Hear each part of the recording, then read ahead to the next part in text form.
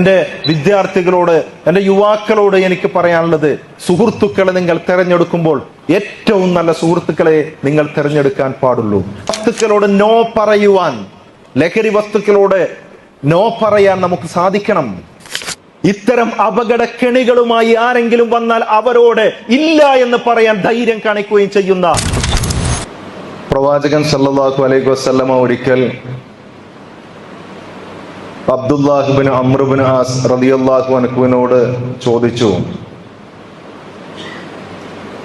യാ അബ്ദുല്ലാഹ് അലം ഉഖ്ബിർ അന്നക തസൂമുൻ നഹാർ വ തഖൂമുൽ ലൈൽ. അബ്ദുള്ള, ഞാൻ നിന്നെക്കുറിച്ച്, താങ്കളെക്കുറിച്ച് ഒരു കാര്യം അറിഞ്ഞിട്ടുണ്ട്, മനസ്സിലാക്കിയിട്ടുണ്ട്. താങ്കൾ എല്ലാ ദിവസവും പകൽ മുഴുവനും നോമ്പെടുക്കുകയും രാത്രി മുഴുവനും നമസ്കരിക്കുകയും ചെയ്യുന്നു എന്നുള്ളത്. അദ്ദേഹം പറഞ്ഞു, ഖുൽതു ബലാ യാ റസൂലല്ലാഹ്. അദ്ദേഹം പറയാം, ഞാൻ പറഞ്ഞു, പ്രവാചകൻ സല്ലല്ലാഹു അലൈഹി വസല്ലമയോട് ഞാൻ പറഞ്ഞു, അതേ പ്രവാചകരെ, ഞാൻ അങ്ങനെ ചെയ്യാറുണ്ട്. അപ്പൊ നബി സല്ലല്ലാഹു അലൈഹി വസല്ലമ പറഞ്ഞു, ബലാ ഫലാ തഫ്അൽ സും വ അഫ്തിർ. നീ ഒരിക്കലും അങ്ങനെ ചെയ്യരുത്. എല്ലാ ദിവസവും പകൽ മുഴുവനും നോമ്പെടുക്കുകയും എല്ലാ ദിവസവും രാത്രി ഉറങ്ങാതെ രാത്രി മുഴുവൻ നമസ്കരിക്കുകയും ചെയ്യരുത്. വഖും വനം, നീ എന്ത് ചെയ്യണം? നീ രാത്രി നമസ്കരിക്കണം, അതോടൊപ്പം തന്നെ ഉറങ്ങുകയും വേണം. മാത്രമല്ല സും വ അഫ്തിർ, നീ നോമ്പ് നോൽക്കണം, അതോടൊപ്പം തന്നെ നോമ്പ് മുറിക്കുകയും ചെയ്യണം. തുടർച്ചയായി പകൽ മുഴുവനും നോമ്പ് എടുക്കുന്നതിന് പകരം പ്രവാചകൻ സല്ലല്ലാഹു അലൈഹി വസല്ലമ നിശ്ചയിച്ച സമയത്ത് നോമ്പെടുക്കുകയും നിശ്ചയിച്ച ദിവസങ്ങളിൽ നോമ്പെടുക്കുകയും അല്ലാത്ത ദിവസങ്ങളിൽ നോമ്പ് ഇല്ലാത്ത സാഹചര്യങ്ങൾ ഉണ്ടാവുകയും വേണം. കാരണം തീർച്ചയായും നിന്റെ ശരീരത്തോട് നിനക്ക് ബാധ്യതയുണ്ട്. നിന്റെ കണ്ണിനോട് നിനക്ക് ബാധ്യതയുണ്ട്.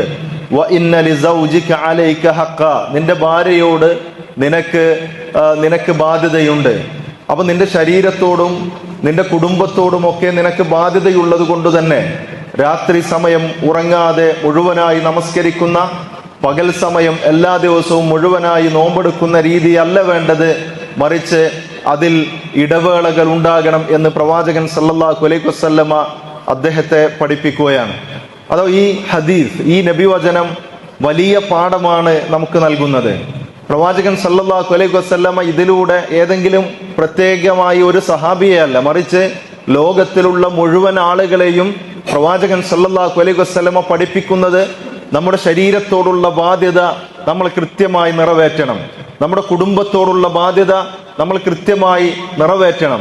നമ്മുടെ ശരീരത്തെ മുഴുവനായി ഉറക്കം ഒഴിവാക്കി ശരീരത്തെ ക്ഷീണിപ്പിക്കുന്ന, അല്ലെങ്കിൽ ശരീരത്തിന് ആവശ്യമായ വിശ്രമം നൽകാതെ ശരീരത്തെ ക്ഷീണിപ്പിക്കുന്ന, ആവശ്യമായ ഭക്ഷണം ശരീരത്തിന് നൽകാതെ ശരീരത്തെ ക്ഷീണിപ്പിക്കുന്ന, ശരീരത്തിന് ഹാനികരമായ വസ്തുക്കൾ ശരീരത്തിലേക്ക് കുത്തിക്കയറ്റിക്കൊണ്ട് ശരീരത്തെ ക്ഷീണിപ്പിക്കുന്ന ഒരു പ്രവർത്തനവും ഒരു വിശ്വാസിയെ സംബന്ധിച്ചിടത്തോളം അയാളുടെ ജീവിതത്തിൽ ഉണ്ടാകാൻ പാടില്ല എന്ന സന്ദേശമാണ് യഥാർത്ഥത്തിൽ പ്രവാചകൻ സല്ലല്ലാഹു അലൈഹി വസല്ലമ ഇതിലൂടെ നൽകിയിട്ടുള്ളത്. ഇന്ന് നമുക്കറിയാം, നമ്മുടെ ശരീരത്തെ നശിപ്പിക്കുന്ന ഒരുപാട് കാര്യങ്ങൾ ഇന്ന് ഓരോരുത്തരുടെയും ശരീരത്തിലുണ്ട്. ഓരോരുത്തരും ഒരുപാട് കാര്യങ്ങളിൽ ഏർപ്പെട്ടുകൊണ്ടിരിക്കുകയാണ്. അതിലേറ്റവും അപകടകരമായ കാര്യമാണ് ഇസ്ലാം കണിശമായി എതിർത്തിട്ടുള്ള ലഹരി വസ്തുക്കൾ. ആ ലഹരി വസ്തുക്കളുടെ ഉപയോഗം. ലഹരി വസ്തുക്കൾ ശരീരത്തെ നശിപ്പിക്കുന്നു, മനസ്സിനെ നശിപ്പിക്കുന്നു, നമ്മുടെ ആരോഗ്യത്തെ നശിപ്പിക്കുന്നു, നമ്മുടെ കുടുംബ സംവിധാനങ്ങളെ തകർത്ത് കളയുന്നു, നമ്മുടെ സാമൂഹിക ബന്ധങ്ങളെ നശിപ്പിക്കുന്നു.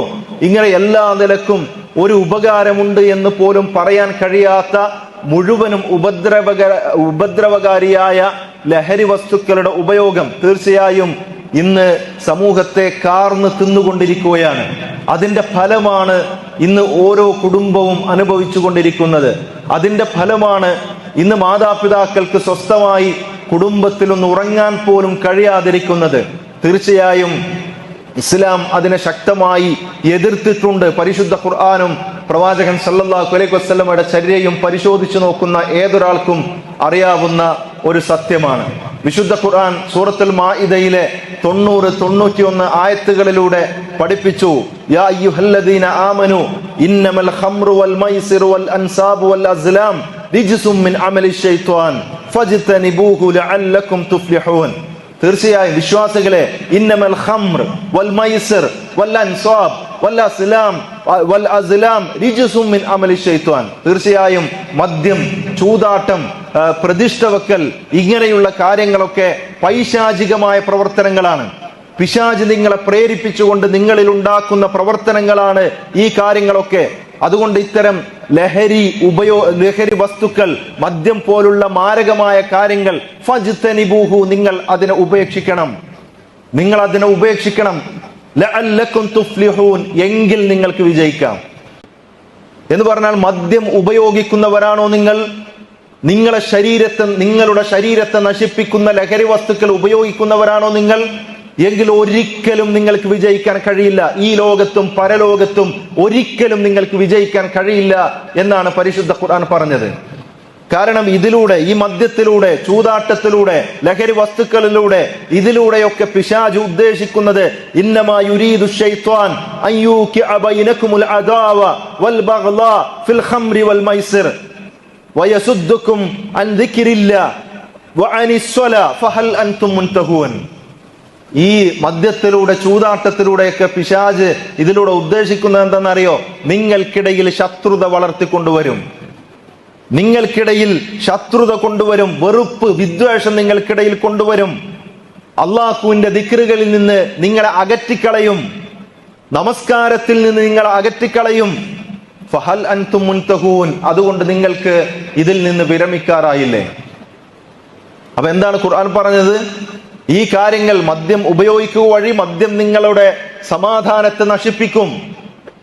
നിങ്ങൾ മദ്യം ഉപയോഗിക്കുന്നവരാണോ, നിങ്ങൾക്ക് ജീവിതത്തിൽ സമാധാനം അനുഭവിക്കാൻ കഴിയില്ല.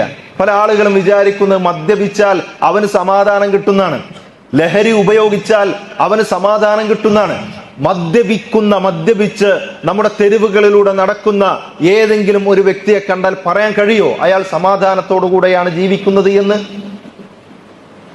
മയക്കുമരുന്ന് ഉപയോഗിച്ച് ജീവിക്കുന്ന ആളുകളെ കണ്ടാൽ പറയാൻ കഴിയുമോ അവരൊക്കെ സന്തോഷത്തിലാണ്, സമാധാനത്തിലാണ് എന്ന്? അവർക്ക് സന്തോഷിക്കാൻ കഴിയില്ല, അവർക്ക് ആത്യന്തികമായ സമാധാനം കിട്ടില്ല. മാത്രമല്ല, നമസ്കാരം അവരെ നമസ്കാരത്തിൽ നിന്ന് തടയും. നമസ്കരിക്കാൻ അവർക്ക് കഴിയില്ല. നേരാം വണ്ണം എഴുന്നേറ്റ് നിൽക്കാൻ പോലും കഴിയാത്ത ആളുകൾക്ക് എങ്ങനെ നിസ്കരിക്കാൻ കഴിയുക? ആ നമസ്കാരത്തെ കുറിച്ചുള്ള ഓർമ്മ എങ്ങനെ ഉണ്ടാകും? അവരുടെ ചിന്ത മുഴുവനും ഒന്നിൽ ഫോക്കസ് ചെയ്തുകൊണ്ട് ഒന്നും ചെയ്യാൻ കഴിയില്ല. അവർക്ക് ഒന്നും ചെയ്യാൻ കഴിയില്ല എന്ന് മാത്രമല്ല, അവർക്ക് എല്ലാ നിലക്കും അവരുടെ ശരീരത്തിന് പ്രശ്നമാണ്, അവരുടെ മനസ്സിന് പ്രശ്നമാണ്, അവരുടെ ചിന്തകൾക്ക് പ്രശ്നമാണ്. അവരുടെ ശരീരം നശിക്കുന്നതോടൊപ്പം അവരുടെ മാനസിക ആരോഗ്യവും ഇല്ലാതാകും ഈ മദ്യം ഉപയോഗിക്കുന്നതിലൂടെ, അല്ലെങ്കിൽ ലഹരി വസ്തുക്കൾ ഉപയോഗിക്കുന്നതിലൂടെ. അതുകൊണ്ടാണ് പ്രവാചകൻ സല്ലല്ലാഹു അലൈഹി വസല്ലം പറഞ്ഞു, കുല്ലു മുസ്കിരിൻ ഖംർ, ലഹരി ഉണ്ടാക്കുന്നതൊക്കെ ഖംറാണ്.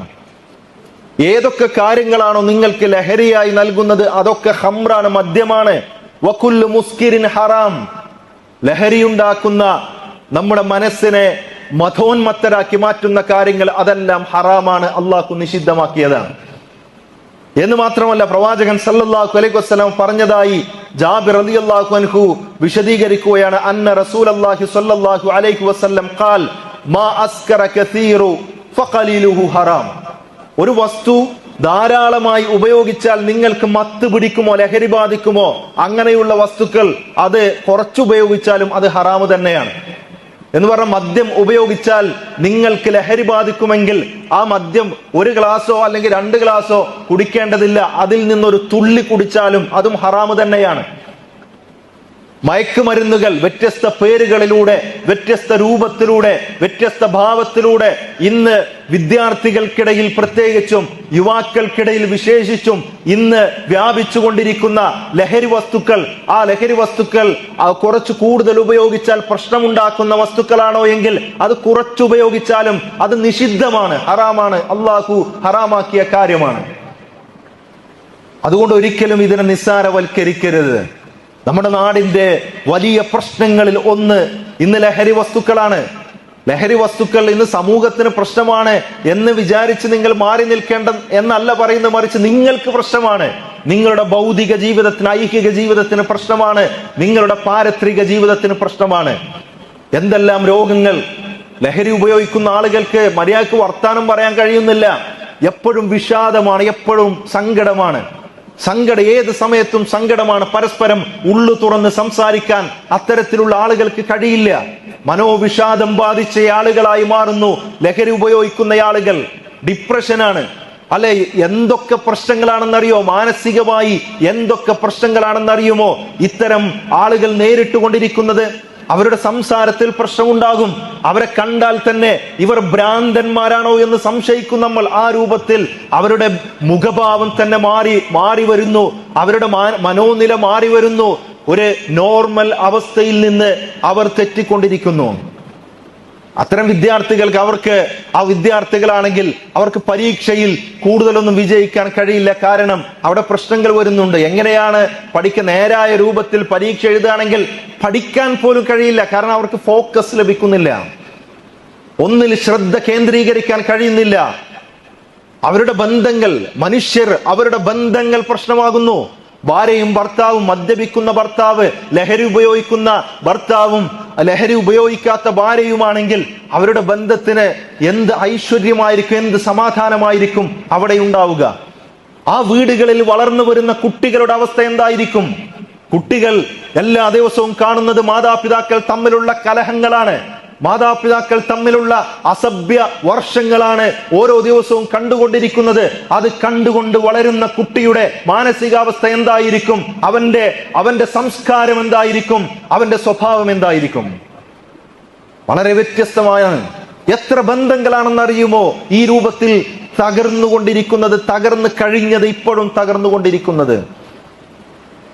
ഒരു ഭാര്യയ്ക്ക് ഈ ഭർത്താവിനെ കൂട്ടി ഏതെങ്കിലും ഒരു പബ്ലിക് പ്ലാറ്റ്ഫോമിലേക്ക് പോകാൻ കഴിയോ? ആളുകൾ ഒരുമിച്ച് കൂടി കൂട്ടത്തിലേക്ക് എന്റെ ഭർത്താവാണിത് എന്ന് പറഞ്ഞുകൊണ്ട് ചെല്ലാൻ കഴിയോ? ഏതെങ്കിലും പരിപാടികളിലേക്ക്, ഏതെങ്കിലും ഫംഗ്ഷനുകളിലേക്ക് മദ്യപിച്ച ഭർത്താവുമായി, ലഹരി ഉപയോഗിച്ച ഭർത്താവിനെ കൂട്ടിപ്പോയാൽ ആ ഭാര്യയുടെ അവസ്ഥ എന്തായിരിക്കും? ഭാര്യ എന്നല്ല, ആർക്കാണ് ഇത്തരം ആളുകളെ പേറി നടക്കാൻ കഴിയുക? ഒരിക്കലും സാധ്യമല്ല. സമൂഹത്തിൽ നിന്ന് അവർ ഒറ്റപ്പെട്ടുകൊണ്ടിരിക്കും. ഒരു ബന്ധം പോലും ഇല്ലാത്ത അവസ്ഥയിലേക്ക് ഈ ആളുകൾ മാറും എന്നുള്ളതാണ്. ഒരു ജോലിയിലും അവർക്ക് ഫോക്കസ് ചെയ്യാൻ കഴിയില്ല. ജോലിയിൽ കൃത്യമായി സമയത്ത് ചെല്ലേണ്ടതുണ്ടാകും, അവിടെ കൃത്യമായി കാര്യങ്ങൾ നിർവഹിക്കേണ്ടതുണ്ടാകും. പക്ഷെ അത് ചെയ്യാൻ ഇവർക്ക് കഴിയുമോ? കഴിയില്ല എന്നുള്ളതാണ് വസ്തുത. എന്ന് മാത്രമല്ല, നിരന്തരമായി തെറ്റുകൾ ചെയ്തുകൊണ്ടേയിരിക്കും. എന്തെല്ലാം കളവുകൾ ഇവർക്ക് പറയേണ്ടി വരുമെന്നറിയോ? ഞാൻ മദ്യം ഉപയോഗിച്ചിട്ടില്ല എന്ന് തെളിയിക്കാൻ വേണ്ടി കളവുകൾ ഉണ്ടാക്കും. ലഹരി ഉപയോഗിച്ചിട്ടില്ല എന്ന് ആളുകളെ ബോധ്യപ്പെടുത്താൻ വേണ്ടി കളവ് പറയേണ്ടി വരും. ഒരുപാട് തിന്മകൾ ഈ ആളുകൾക്ക് ചെയ്യേണ്ടി വരും. മദ്യത്തിന് അഡിക്റ്റഡായി, മദ്യത്തിന്റെയും ലഹരി വസ്തുക്കളുടെയും അടിമകളായി ജീവിതത്തിൽ ഒരു സ്വാതന്ത്ര്യവുമില്ലാതെ ജീവിതത്തെ കാർന്ന് നശിപ്പിക്കുന്ന ഇത്തരം വസ്തുക്കളെ തിരിച്ചറിയാനും അത് ഉപേക്ഷിക്കുവാനും സഹോദരങ്ങളെ സാധിച്ചിട്ടില്ലെങ്കിൽ നമ്മുടെ ജീവിതം ഈ ലോകത്തും പരലോകത്തും കഷ്ടത്തിൽ തന്നെയായിരിക്കും. അതാണ് ഇസ്ലാം പഠിപ്പിക്കുന്നത്. ചില ആളുകൾ പറയാണ്, ഞാൻ എന്തിനാണ് മദ്യപിച്ചത് എന്ന് ചോദിച്ചാൽ ലഹരി ഉപയോഗിച്ചത് എന്റെ കൂട്ടുകാരെ സന്തോഷിപ്പിക്കാൻ വേണ്ടിയാണ്. ഞങ്ങൾ കൂട്ടം കൂടിയിരിക്കുമ്പോ വ്യത്യസ്തമായ കാര്യങ്ങൾ ചർച്ച ചെയ്യുമ്പോൾ എല്ലാവരും ഉപയോഗിക്കുന്ന സമയത്ത് ഞാൻ എങ്ങനെയാണ് അതിൽ നിന്ന് മാറി നിൽക്കുക? അതുകൊണ്ട് അവരെ സന്തോഷിപ്പിക്കാൻ വേണ്ടിയാണ് ഞാൻ ഇങ്ങനെ ചെയ്യുന്നത്. എന്റെ ശരീരത്തെ ഒന്ന് തണുപ്പിക്കാൻ, എന്റെ മനസ്സിനെ ഒന്ന് തണുപ്പിക്കാൻ, അതിനു വേണ്ടിയാണ് ഞാൻ ഇത് ഉപയോഗിക്കുന്നത് എന്ന് പറയുന്ന ആളുകളുണ്ട്. എനിക്ക് ഒരുപാട് പ്രശ്നങ്ങളുണ്ട്, നിങ്ങൾക്കൊന്നും പറഞ്ഞാൽ മനസ്സിലാകില്ല. എനിക്ക് ഒരുപാട് പ്രശ്നങ്ങളുണ്ട്, ഒരുപാട് സാമ്പത്തികമായ ബാധ്യതയുണ്ട്, എന്റെ ബിസിനസ്സിൽ ഒരുപാട് പ്രശ്നങ്ങൾ ഞാൻ തരണം ചെയ്തുകൊണ്ടിരിക്കുന്നുണ്ട്, എന്റെ ജോലിയിൽ ഒരുപാട് പ്രയാസങ്ങൾ ഞാൻ അനുഭവിച്ചു കൊണ്ടിരിക്കുന്നുണ്ട്, അതിൽ നിന്നുള്ള താൽക്കാലികമായ മോചനത്തിന് വേണ്ടിയാണ് ഞാൻ മദ്യപിക്കുന്നത് അല്ലെങ്കിൽ ലഹരി ഉപയോഗിക്കുന്നത് എന്ന് പറയുന്ന ആളുകളില്ലേ? ഏതെങ്കിലും ഒരാൾ മദ്യം ഉപയോഗിച്ചുകൊണ്ട് ബിസിനസ് ചെയ്ത് ആ ബിസിനസ്സിൽ ഞാൻ മദ്യം ഉപയോഗിച്ചത് കൊണ്ടാണ് വിജയിച്ചത് എന്ന് പറയുന്ന ആളുകളെ കാണിക്കാൻ കഴിയുമോ? ലഹരി ഉപയോഗിച്ചത് കൊണ്ടാണ് ഞാൻ എന്റെ കുടുംബത്തിൽ ഏറ്റവും നല്ല ബന്ധത്തിൽ നിൽക്കുന്നത് എന്ന് പറയാൻ മാതൃകാപരമായി ചൂണ്ടിക്കാണിക്കാൻ ആരെങ്കിലും കഴിയുമോ നമുക്ക്? ഞാനൊരു ലഹരി വസ്തുവിന്റെ അടിമയായതുകൊണ്ടാണ് എനിക്ക് മാതാപിതാക്കളോട് നല്ല രൂപത്തിൽ പെരുമാറാൻ കഴിയുന്നത് എന്ന് പറയുന്ന ആളുകളെ നമുക്ക് കാണാൻ കഴിയുമോ? ഒരിക്കലും കഴിയില്ല. എല്ലായിടത്തും തകർച്ച തന്നെയാണ്. പിന്നെ എന്തിനാണ് നമ്മളെ തകർത്ത് കളയുന്ന ഈ വസ്തുവിന്റെ അടിമകളായി നാം മാറുന്നത്? ഇത്തരം വസ്തുക്കളോട് നോ പറയുവാൻ, ലഹരി വസ്തുക്കളോട് നോ പറയാൻ നമുക്ക് സാധിക്കണം. കൂട്ടുകാർ വിളിക്കുമ്പോ ഒരു നിമിഷത്തെ സമയമല്ലേ, ഒരൊറ്റ പ്രാവശ്യമല്ലേ, ഇതൊന്ന് ടേസ്റ്റ് ചെയ്ത് നോക്ക്, ഇത് എങ്ങനെയാണ് എന്ന് അറിയുവാൻ വേണ്ടി നീ ഒന്ന് രുചിച്ചു നോക്ക് എന്ന് പറയുമ്പോ എനിക്കത് ആവശ്യമില്ല എന്ന് പറയാൻ സഹോദരങ്ങളെ സാധിക്കണം. എനിക്കതിന്റെ ആവശ്യമില്ല എന്ന് പറയാൻ ഒരൊറ്റ നോ എന്ന വാക്ക് മതി നമ്മുടെ ജീവിതത്തെ മാറ്റിമറിക്കാൻ. അല്ല, ഇപ്പൊ ആലോചിക്കുന്നുണ്ടാകും, ഒരൊറ്റ പ്രാവശ്യം ആദ്യത്തെ തവണ ലഹരി വസ്തു ഒന്ന് രുചിക്കാൻ തന്ന സമയത്ത് നോ എന്ന് പറഞ്ഞിരുന്നുവെങ്കിൽ ഈ കേരളത്തിൽ മാതാപിതാക്കളെ, ഉറങ്ങിക്കിടക്കുന്ന മാതാപിതാക്കളെ ആയുധങ്ങൾ ഉപയോഗിച്ചുകൊണ്ട് കൊലപ്പെടുത്തുന്ന മക്കൾ ഉണ്ടാകില്ലായിരുന്നു. ലഹരി വസ്തുക്കൾ തരുന്ന സമയത്ത്, ആദ്യ സമയത്ത് ഒന്ന് നോ പറയാൻ ധൈര്യം കാണിച്ചിരുന്നുവെങ്കിൽ അയൽവാസികളെ കുത്തി കൊലപ്പെടുത്തുന്ന ആളുകൾ ഇന്ന് നമ്മുടെ നാട്ടിൽ ഇല്ലാതാകുമായിരുന്നു. ലഹരി വസ്തുക്കൾ നമ്മുടെ മുന്നിലേക്ക് നീട്ടുന്ന സമയത്ത് എനിക്ക് ആവശ്യമില്ല എന്ന് പറഞ്ഞുകൊണ്ട് നോ പറയാൻ സാധിച്ചിരുന്നുവെങ്കിൽ സഹപാഠികളെ കുത്തി കൊലപ്പെടുത്തുന്ന വിദ്യാർത്ഥികൾ നമ്മുടെ നാടുകളിൽ ഇല്ലാതിരിക്കുമായിരുന്നു. ഒറ്റ പ്രാവശ്യം നോ പറഞ്ഞിരുന്നുവെങ്കിൽ ഇന്ന് എത്ര ബന്ധങ്ങൾ സന്തോഷത്തോടു കൂടെ ഉണ്ടാകുമായിരുന്നു, എത്ര വിധവകൾ ഇല്ലാതാകുമായിരുന്നു. സന്തോഷത്തോടുകൂടെ ബന്ധങ്ങളെ ചേർത്തുന്ന ഭാര്യയും ഭർത്താക്കന്മാരും എത്രയുണ്ടാകുമായിരുന്നു നമ്മുടെ നാട്ടിൽ. ഇന്ന് വിധവകളായി തീർന്ന എത്ര വിധവകളുടെ കണ്ണീരുകൾ തുടക്കാൻ സാധിക്കുമായിരുന്നു. അതുകൊണ്ട് ഒരിക്കലും ഇത്തരം അപകടങ്ങളിൽ പെടാതിരിക്കാൻ ശ്രദ്ധിക്കുകയും ഇത്തരം അപകടക്കെണികളുമായി ആരെങ്കിലും വന്നാൽ അവരോട് ഇല്ല എന്ന് പറയാൻ ധൈര്യം കാണിക്കുകയും ചെയ്യുന്ന തലമുറയായി മാറണം സഹോദരങ്ങളെ നമ്മൾ. അവിടെയാണ് നമുക്ക് വിജയിക്കാൻ സാധിക്കുന്നത്.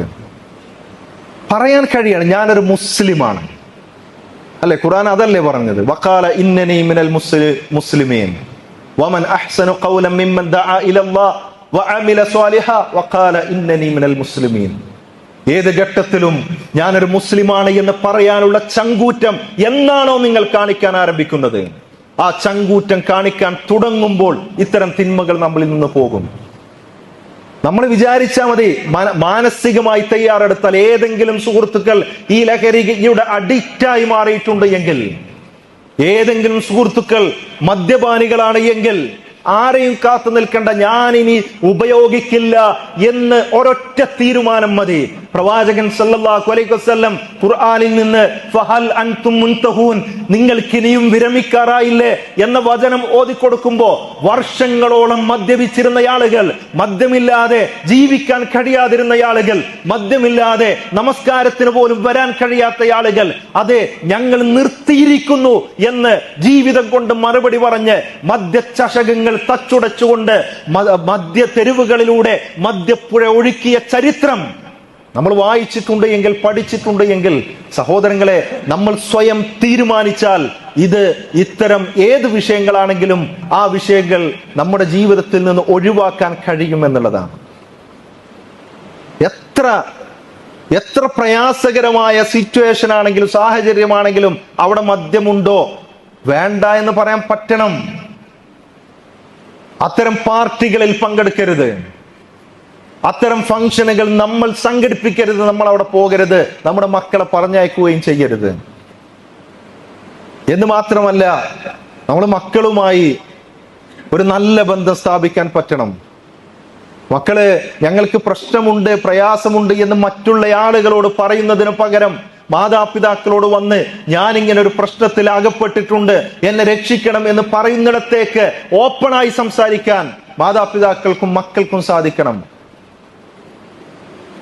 ഭീകരന്മാരായ ഉപ്പയും ഉമ്മയുമായി നമ്മൾ മാറരുത്. അവരോട് അടുത്ത് ഇടപഴകാനും അവരുടെ പ്രയാസങ്ങൾ മനസ്സിലാക്കാനും അവരുടെ ആവശ്യങ്ങൾ അറിയാനും അങ്ങനെ അവരെ നമ്മുടെ കൂടെ ചേർത്ത് നിർത്തിക്കൊണ്ട് വളർത്തിക്കൊണ്ടുവരാൻ നമുക്ക് സാധിക്കുകയാണെങ്കിൽ തീർച്ചയായും ഇത്തരം ഏത് പ്രശ്നങ്ങളാണെങ്കിലും ആ പ്രശ്നങ്ങളെ നമുക്ക് കൈകാര്യം ചെയ്യാൻ കഴിയും. എൻ്റെ വിദ്യാർത്ഥികളോട്, എൻ്റെ യുവാക്കളോട് എനിക്ക് പറയാനുള്ളത്, സുഹൃത്തുക്കളെ നിങ്ങൾ തിരഞ്ഞെടുക്കുമ്പോൾ ഏറ്റവും നല്ല സുഹൃത്തുക്കളെ നിങ്ങൾ തിരഞ്ഞെടുക്കാൻ പാടുള്ളൂ.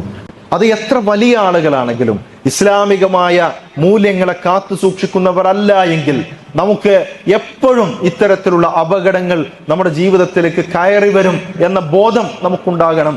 അതുകൊണ്ട് നമ്മുടെ കൂട്ടുകെട്ടുകൾ, നമ്മുടെ ബന്ധങ്ങൾ എല്ലാം ശ്രദ്ധിച്ചുകൊണ്ട് അള്ളാഹുവിൽ തവക്കുൽ ചെയ്ത് മുസ്ലിമാണ് എന്ന ബോധത്തോടുകൂടെ ജീവിക്കാൻ എന്നാണ് നമ്മൾ ആരംഭിക്കുന്നത്, അന്ന് മുതൽ ഇത്തരം ലഹരി വസ്തുക്കളെ നമുക്ക് അകറ്റി നിർത്താൻ കഴിയും.